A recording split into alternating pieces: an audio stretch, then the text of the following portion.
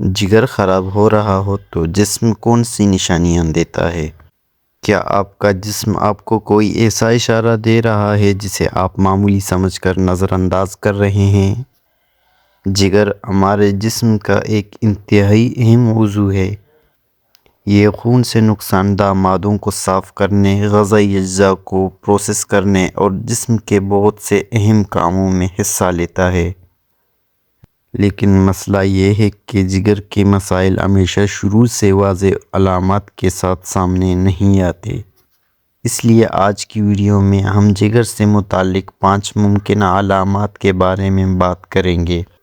Video کو آخر تک ضرور دیکھیں کیونکہ آخری علامات ایسی ہیں جسے بہت سے لوگ معمولی سمجھ کر نظر انداز کرتے ہیں۔ نمبر 1، ہر وقت تھکاوٹ محسوس ہونا۔ اگر آپ مناسب نیند لینے کے باوجود مسلسل تھکاوٹ یا کمزوری محسوس کرتے ہیں تو اس کی بہت سی وجوہات ہو سکتی ہیں۔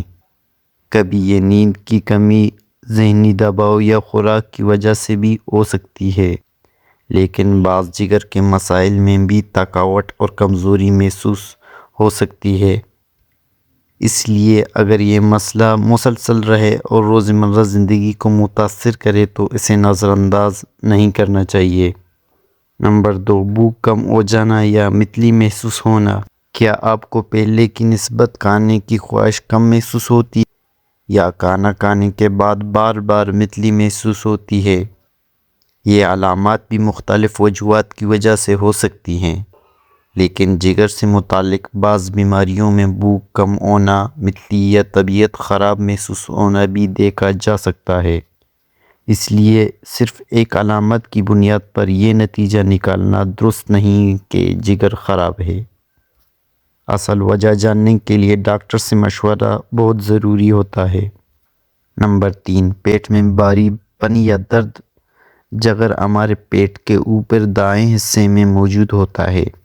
بعض جگر کی بیماریوں میں پیٹ کے اسی حصے میں تکلیف یا بھاری پن محسوس ہو سکتا ہے، لیکن پیٹ کا درد صرف جگر کی وجہ سے نہیں ہوتا۔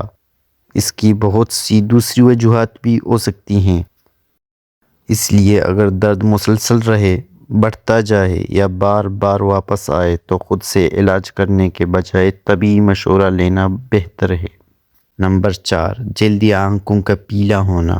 اب آتے ہیں ایک ایسی علامت کی طرف جسے بالکل نظر انداز نہیں کرنا چاہیے۔ اگر جلد یا آنکھوں کی سفیدی پیلے نظر آنے لگے تو اسے یرقان کہا جاتا ہے۔ یہ بعض اوقات جگر یا جسم کے دوسرے مسائل سے متعلق ہو سکتا ہے، خاص طور پر اگر آنکھوں یا جلد کی پیلے ہونے کے ساتھ پیشاب کا رنگ بہت گہرا ہو جائے یا طبیعت بھی خراب محسوس ہو تو ڈاکٹر سے رابطہ کرنا ضروری ہے۔ لیکن یاد رکھیں، ہر شخص میں ایک جیسی علامات ظاہر نہیں ہوتی۔